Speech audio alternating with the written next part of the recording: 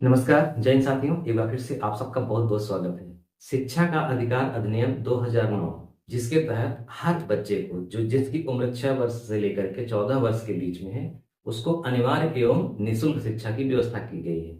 लेकिन इसके आड़ में हमारे देश में बहुत बड़े घोटाले हो रहे हैं जो कि छिपे तौर पे हैं, उजागर बहुत कम होते हैं, कभी कभी उजागर भी हुए।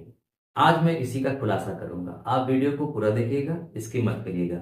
मैंने जो एक सीरीज बनाने के लिए कहा था कि गांव के लोगों को 10 कानून जानने चाहिए जो बहुत जरूरी हैं, उनमें ये पहला पार्ट है। आज हम जानेंगे आरटीई यानी राइट टू एजुकेशन, शिक्षा का अधिकार के बारे में, और इससे संबंधित सारी गतिविधियों को हम ध्यान से देखेंगे। चलिए शुरुआत करते हैं। आरटीई एक्ट 2009 जानिए। राइट टू एजुकेशन यानी कि शिक्षा का अधिकार। हम बात करते हैं कि संविधान में शिक्षा का क्या स्थान है, कैसे संविधान में इसका वर्णन किया गया, कैसे संविधान ने हमको अधिकार दिया, क्या क्या अधिकार दिया, क्या क्या लाभ लिए जा सकते हैं, कैसे लिए जा सकते हैं, और इसकी आड़ में प्राइवेट स्कूल क्या क्या घोटाले कर रहे हैं, यही हम बताएंगे आपको। तो संविधान में शिक्षा का स्थान क्या है? देखिए, जब हमारा संविधान बना और लागू हुआ 26 जनवरी 1950 से, संपूर्ण रूप से जब लागू हुआ, उस समय जो हमारे संविधान में मौलिक अधिकार थे, ध्यान से समझिएगा, मौलिक अधिकार और दूसरा अधिकार होता है नीति निर्देशक तत्व। तो मुख्य अधिकार होता है मौलिक अधिकार। उस मौलिक अधिकार जिसका वर्णन है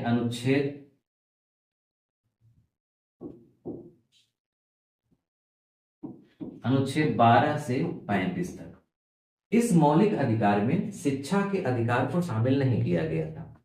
लेकिन जो नीति निर्देशक तत्व है, नीति निर्देशक तत्व जिसका वर्णन हमारे संविधान में अनुच्छेद 36 से लेकर के 51 तक है, इसमें एक अनुच्छेद आता है 45, इसमें वर्णन किया गया है। यानी हमारे संविधान में जब लागू हुआ था 26 जनवरी 1950 को, तो 395 अनुच्छेदों में एक अनुच्छेद था स्पष्ट रूप से जो कहता था नीति निर्देशक तत्व में कि राज्य सरकारों को अनिवार्य एवं निःशुल्क शिक्षा की व्यवस्था करनी चाहिए, यानी दिशा निर्देश दिया गया था। देखिए, जो नीति निर्देशक तत्व में बात लिखी गई है वो एक निर्देश है सरकार को कि आप ये करा सकते हैं। अगर सरकार सक्षम है कराने में तो वो कराएगी कानून बना करके। अगर वो नहीं करा पा रही है तो इसके लिए कोई भी अदालत नहीं जा सकता कि हमारे यहाँ की सरकार ये हमको लाभ नहीं दे पा रही है, जबकि संविधान में ऐसा कहा गया है।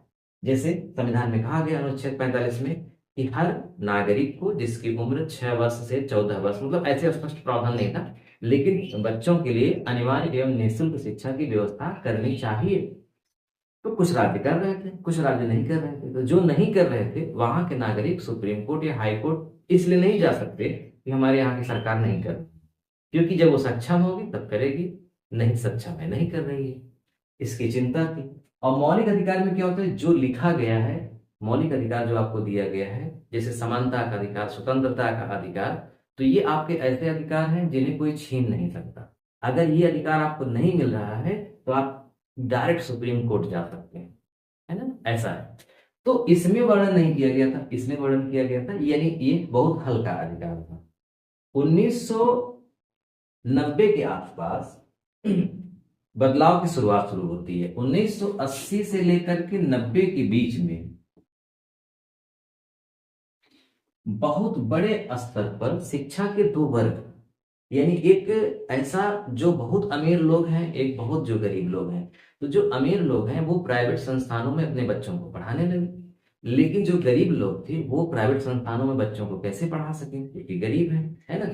तो क्या होता है कि आंध्र प्रदेश एक हमारा राज्य है, आंध्र प्रदेश में एक व्यक्ति हैं, उनका नाम है अन्नी कृष्णन। अन्नी कृष्णन स्पेलिंग ऐसे लिखी जाती है, आप अन्नी पढ़िए या अन्नी जो मन हो। वहां के दक्षिण भारतीय लोगों का थोड़ा सा नाम उत्तर भारतीय लोगों के लिए कुछ अटपटा लगता है। फिर अन्नी कृष्णन नाम के एक सामाजिक कार्यकर्ता थे आंध्र प्रदेश में। वो इन स्कूलों के खिलाफ सुप्रीम कोर्ट में पिटीशन दायर कर दी, यानी कि याचिका दायर की, और कहा कि जो शिक्षा का अधिकार है, जो कि प्राइवेट संस्थान अमीरों के लिए सुलभ करा चुके हैं, गरीबों के लिए नहीं, तो ये शिक्षा का अधिकार क्या सबके लिए नहीं है? उन्होंने सुप्रीम कोर्ट से कुछ सवाल पूछे। क्या पूछा? अन्य कृष्ण सामाजिक कार्यकर्ता साथ में और बहुत सारे लोग मिलकर के ये सुप्रीम कोर्ट गए थे। उन्होंने सवाल पूछा सुप्रीम कोर्ट से। दरअसल सुप्रीम कोर्ट की क्या भूमिका है कि हमारे संविधान में जो बातें लिखी गई है उन्हें लागू करवाना, और जो कानून भारत सरकार बनाती है उन कानून की समीक्षा करना कि वो कानून संविधान के तहत हैं कि नहीं, संविधान के खिलाफ तो नहीं है, संविधान की जो बातें हैं उससे टकरा तो नहीं रहे हैं। तो संवैधानिक व्याख्या करने का अधिकार सुप्रीम कोर्ट का है। तो जो भी मामला अनिश्चित होता है, कानून में स्पष्ट प्रावधान नहीं होता, उसको बताने वाला कौन है? सुप्रीम कोर्ट, वो बताता है।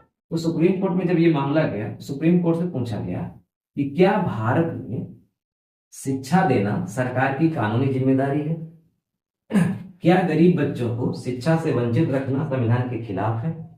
और क्या शिक्षा को जीवन के अधिकार यानी आर्टिकल 21 के अंतर्गत माना जा सकता है? ये एक सवाल पूछा गया सुप्रीम कोर्ट से।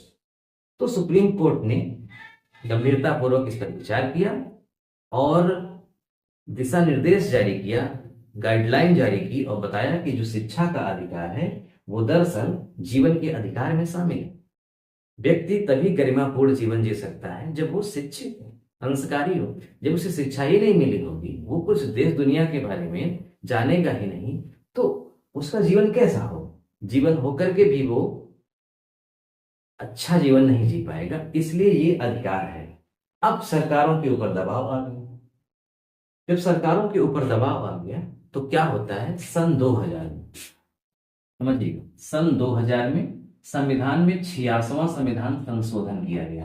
हमारे संविधान में जो बातें नहीं लिखी गई हैं उन्हें जब लिखना होता है अलग से, तो इसके लिए संविधान में संशोधन किया जाता है। संशोधन का मतलब एडिटिंग, यानी कुछ बातें हो सकता है काटी जाए, कुछ जोड़ी जाए। तो ऐसा कुछ भी होगा, संविधान से कुछ शब्द निकाले जाएंगे या संशोधित किए जाएंगे या नया शब्द जोड़ा जाएगा, तो इसके लिए संशोधन ही कहा जाता है। यानी कि ये 86वां मामला था। इसके पहले 85 संशोधन हो चुके थे, 86वां संशोधन किया गया सन 2002 में। और संशोधन करके हमारे संविधान में जो अनुच्छेद 21 है, अनुच्छेद 21, जो जीवन के अधिकार की गारंटी देता है, यानी हम जी रहे हैं, हमारे जीवन का अधिकार है, हमारे जीवन को कोई छीन नहीं सकता। उस जीवन के अधिकार के तहत एक सब आर्टिकल जोड़ा गया, अनुच्छेद 21 का। इसी में जो है शिक्षा का अधिकार शामिल कर दिया गया। शिक्षा का अधिकार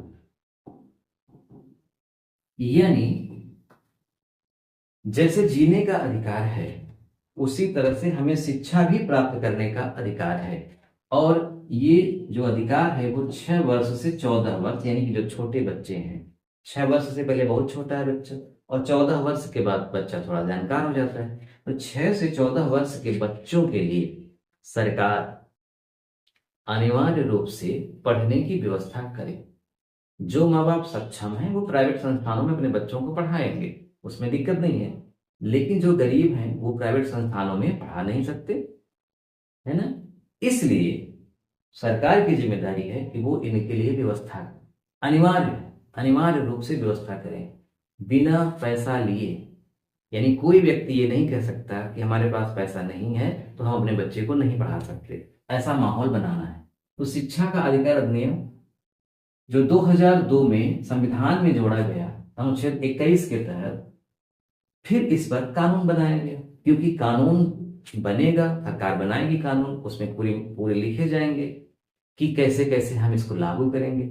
तो 2009 में जाकर के एक भारत सरकार ने कानून बनाया जिसका नाम रखा RPE, right to education act 2009, यानी कि शिक्षा का अधिकार अधिनियम 2009 कानून बनाया, संसद में बिल पास हुआ, राष्ट्रपति की मंजूरी मिली और 1 अप्रैल 2010 से इसे पूरे भारत में लागू कर दिया गया।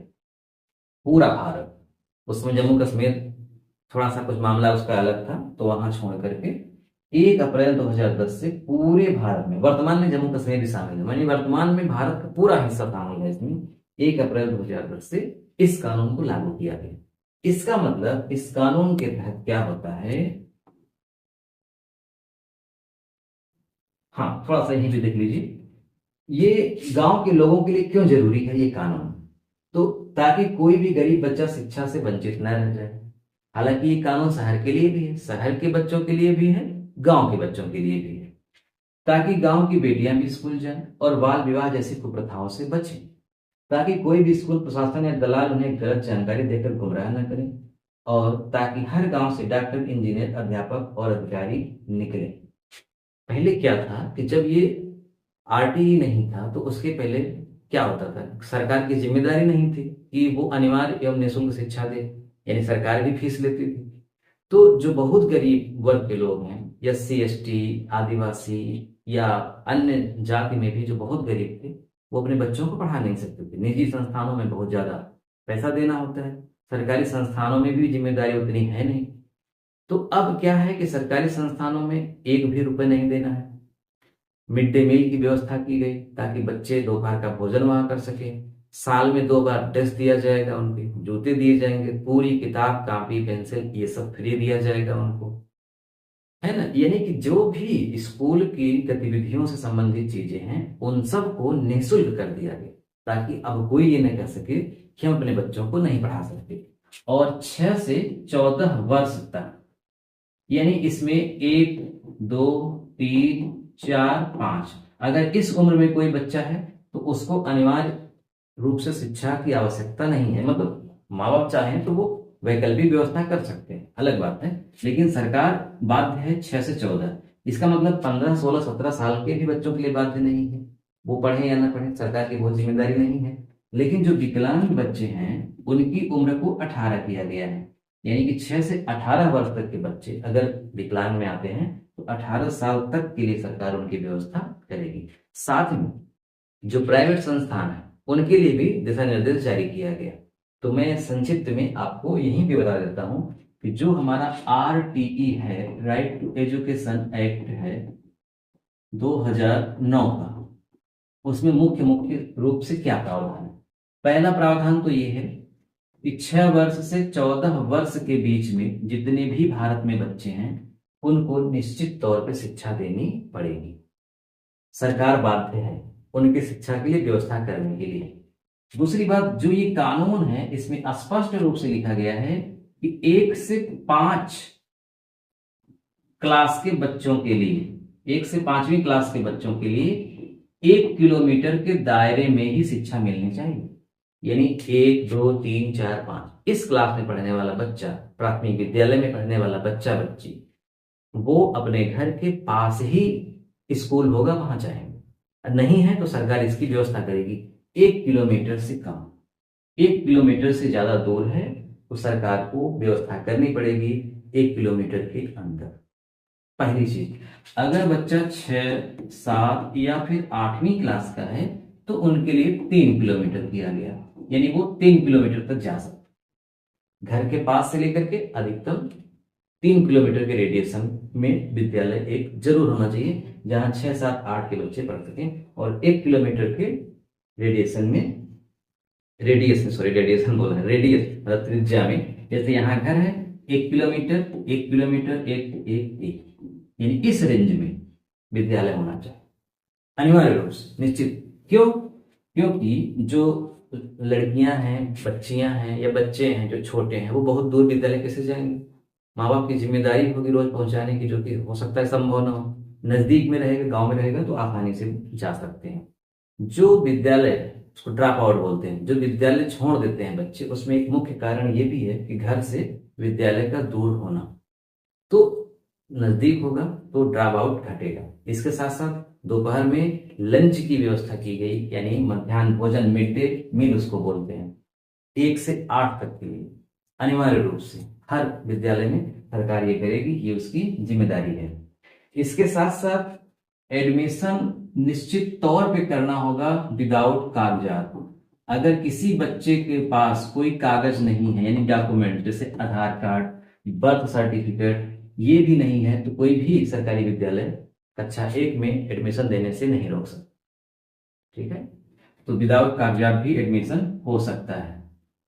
इसके अलावा कक्षा 1 से 8 तक किसी भी बच्चे को फेल नहीं किया जाएगा। यानी अगर कोई कक्षा 1 में है तो अगले साल निश्चित तौर पर 2 में जाएगा, 2 में है 3 में जाएगा, 4 में है 5। फेल करने की प्रथा को समाप्त किया गया। ऐसा इसलिए किया गया ताकि बच्चे का मनोबल न टूटे। जब बच्चा पास होता है तो कॉन्फिडेंस आता है उसके अंदर। तो 1 से 8 तक उसको फेल नहीं कर सकते, बीच में उसको विद्यालय से जबरन निकाल नहीं सकते, दंड नहीं दे सकते। ऐसा माहौल विकसित करेंगे कि बच्चे का स्कूल में मन लगे, क्योंकि पहली जिम्मेदारी ये है कि बच्चों को स्कूल तक लाना।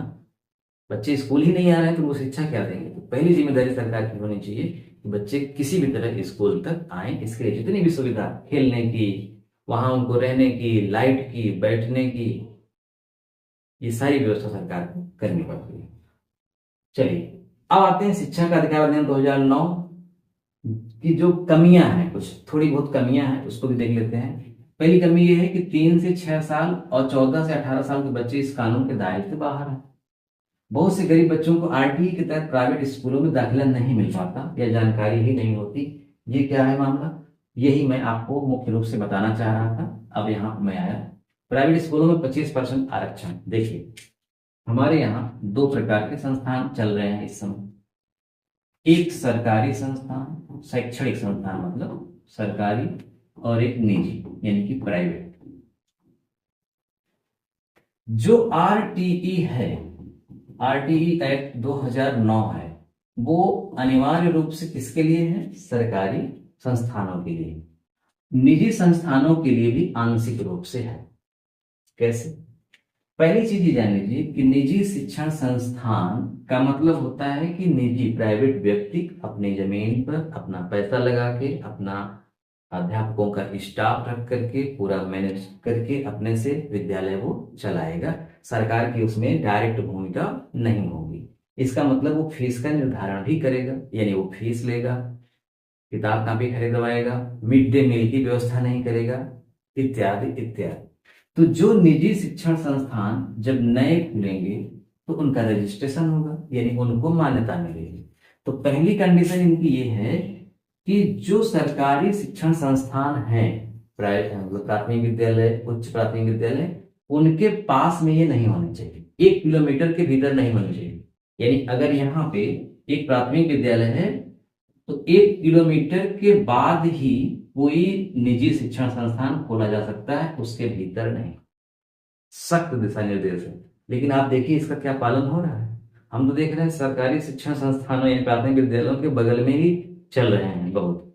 तो इसमें क्यों ऐसा कर दिया गया? क्योंकि इसमें कुछ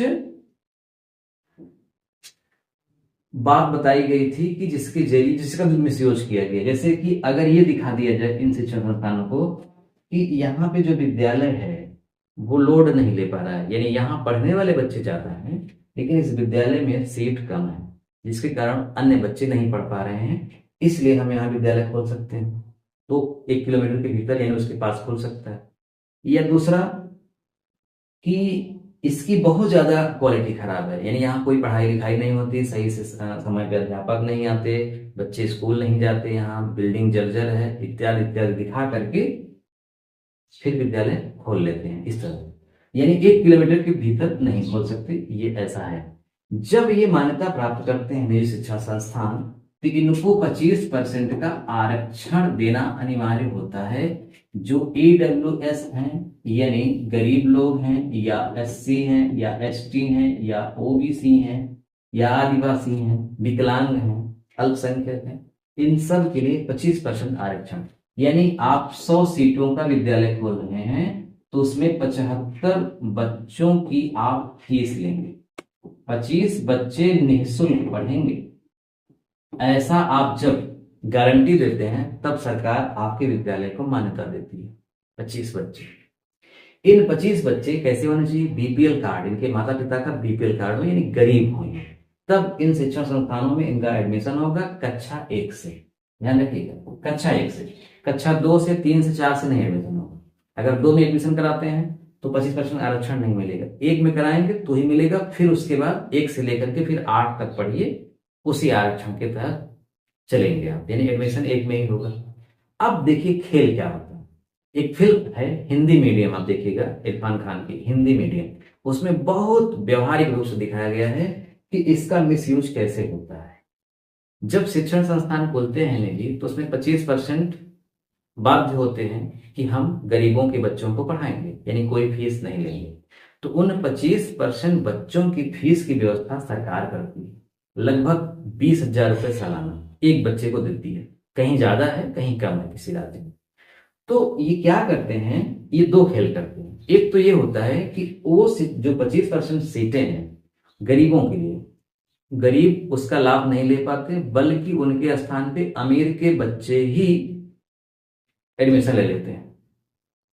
यानी 25% का आरक्षण गरीबों को नहीं, अमीर बच्चों को मिल जा रहा है। पहला खेल यहाँ पे ये कर रहे हैं। दूसरा, फर्जी डॉक्यूमेंट्स लगा देते हैं, यानी बच्चे इस कोटा में वहां एक भी नहीं है या कुछ हैं, लेकिन दिखा देंगे कि हम इतने बच्चों को निःशुल्क पढ़ा रहे हैं, ये है इनका, तो उनके लिए सरकार से पैसा ले लेते हैं। ये बहुत बड़े स्तर पे खेला हो रहा है। तो गरीब बच्चे यहाँ शिक्षण संस्थानों में, निजी शिक्षण संस्थानों में पहुंच नहीं पा रहे हैं। पहली चीज की उनको जानकारी नहीं है कि प्राइवेट स्कूलों में भी निःशुल्क व्यवस्था होती है। यही नहीं, मिड डे मील की भी व्यवस्था वहां होगी इन 25% लोगों के लिए, बच्चों के लिए। तो जागरूकता की कमी, जानकारी नहीं है। दूसरी, शिक्षण संस्थान जानकारी देंगे नहीं, है ना। आप मांगने जाएंगे तो आपको इतनी बातें बता देंगे, ये कागज बनवाने के लिए कह देंगे कि आप बनवा ही नहीं पाएंगे, कर ही नहीं पाएंगे, अंत में आप कूद जाएंगे। तो ये होता है खेल निजी शिक्षण संस्थानों में।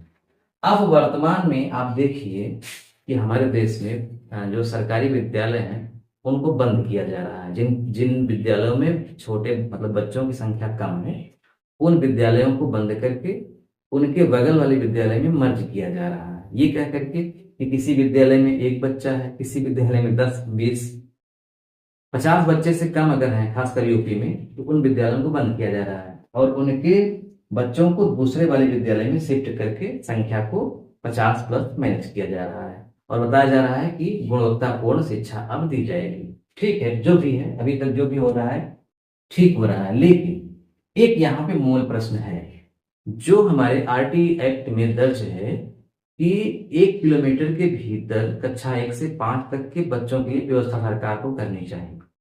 क्या उसका उल्लंघन हो रहा है? 1 किलोमीटर से दूर तो नहीं जाना पड़ेगा, क्योंकि 1 किलोमीटर से दूर अगर जाना पड़ेगा तो गांव के जो गरीब घरों की बच्चियां हैं वो सबसे ज्यादा ड्रॉप आउट करेंगी स्कूल। उनका स्कूल जाना सबसे पहले बंद होगा। कौन उनको छोड़ने जाएगा रोज? सुरक्षा की भी जिम्मेदारी कौन लेगा, इतना दूर आना और जाना? तो कहीं ये 1 किलोमीटर से दूर तो नहीं हो रहा है। अगर हो रहा है तो आरटीई का ये सरासर संविधान का उल्लंघन है। दूसरा, जो अनिवार्य रूप से शिक्षा की व्यवस्था की गई है, अनिवार्य रूप से, जब ये ड्रॉप आउट होगा तो उनकी जिम्मेदारी कौन लेगा? यानी जो बच्चे पढ़ने नहीं जाएंगे तो उनकी जिम्मेदारी लेगा कौन? बहुत इसमें है, अभी ये मामला चल ही रहा है, देखिए आगे होता क्या है। तो आज हमारा वीडियो बनाने का उद्देश्य यही था कि मैं आम लोगों को, खास करके गांव में रहने वाले लोगों को मैं बता सकूं कि शिक्षा व्यवस्था में क्या क्या हमें अधिकार दिए गए हैं। अगर हम या आप ठीक ठाक स्थिति में हैं, बच्चों को निजी शिक्षण संस्थानों में पढ़ा सकते हैं तो पढ़ाएं, कोई दिक्कत नहीं। पढ़ाने की स्थिति में अगर नहीं है तो हम अपने बच्चों को इसलिए नहीं विद्यालय बंद करा सकते कि पैसा नहीं है। इसके लिए सरकार की जिम्मेदारी है, जो कि निश्चित रूप से हमारा मौलिक अधिकार है, संविधान गारंटी देता है। सरकार को बाध्यता है इस बात की कि वो हमारे बच्चों को पढ़ाए, स्कूल की व्यवस्था करे, टीचर की व्यवस्था करे, ड्रेस फीस सब की व्यवस्था करे। वो जब तक हमारा बच्चा 14 साल प्लस नहीं हो जाता तब तक की पूरी पढ़ाई लिखाई का खर्चा सरकार उठाएगी। हम प्राइमरी विद्यालय में जाए सरकारी तो ठीक ही है। निजी शिक्षण संस्थानों में जा रहे हैं, गरीब हैं, तो जो 25% का कोटा है उस पर पारदर्शिता हो, उसका हमें लाभ मिले। मैं आप लोगों से जानना चाहता हूं कि आप जहां के भी हैं, जैसे भी हैं, आप कमेंट करके बताइएगा कि आप क्या ऐसे विद्यालयों को जानते हैं जो निजी शिक्षण है, संस्थान है और 25% का आरक्षण भी देते हैं? कितने को आप जानते हैं? जरूर नाम लिखिएगा। अगर एक विद्यालय का नाम आप लिखेंगे, मैं उस विद्यालय को सैल्यूट करूंगा, उसका नाम मैं अपने इस चैनल से लूंगा। क्योंकि मैंने अभी इस उम्र में ऐसा कोई विद्यालय नहीं देखा है प्राइवेट जहां इस मानक को पूरा कर रहे हैं। मान्यता लेने के लिए लिख देंगे, लेकिन मुझे नहीं लगता कि 25% बच्चे, यानी कि अगर 400 बच्चे हैं तो वो 100 बच्चों को निःशुल्क पढ़ाते हैं। किताब कापी भी मिलती होगी निःशुल्क। मुझे नहीं। चलिए आज बस यहीं तक। वीडियो देखने के लिए आपका बहुत बहुत धन्यवाद। कोई भी अगर प्रश्न है तो आप कमेंट बॉक्स में लिख के पूछ सकते हैं। एक हमारा एप्लीकेशन है दीपक ज्ञान पर, आप उसको इंस्टॉल करके निःशुल्क पढ़ाई कर सकते हैं, प्ले स्टोर से मिल जाएगा। मिलते हैं नेक्स्ट वीडियो में। नमस्कार।